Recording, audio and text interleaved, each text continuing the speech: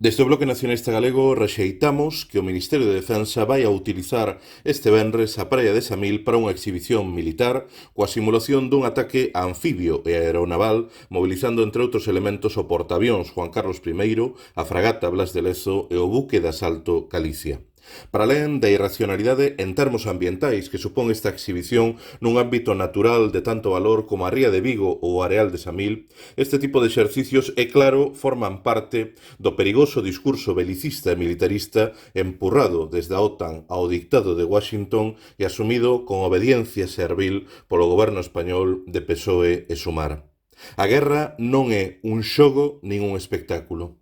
Precisamente nun contexto marcado pola barbarie da guerra, na Ucraína ou na acción xenocida de Israel contra Palestina, por citar apenas a parte máis visível dos 56 conflitos armados que siguen abertos neste 2024, o maior número desde a Segunda Guerra Mundial, é indecente e inhumano frivolizar o drama que representa a guerra con exhibicións como a que se pretende realizar mañá en Samil.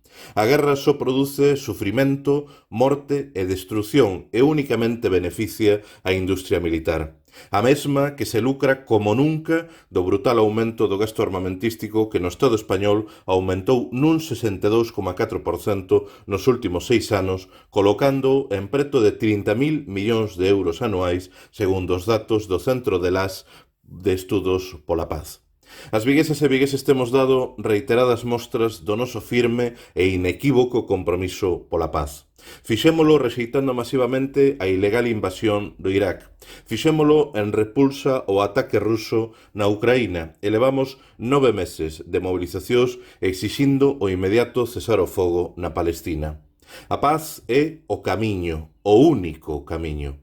E ese camiño é incompatível con accións que pretenden branquear o militarismo que empurra a guerra. Vigo somos un territorio de paz no que os señores da guerra e os seus xogos performativos non serán nunca benvidos.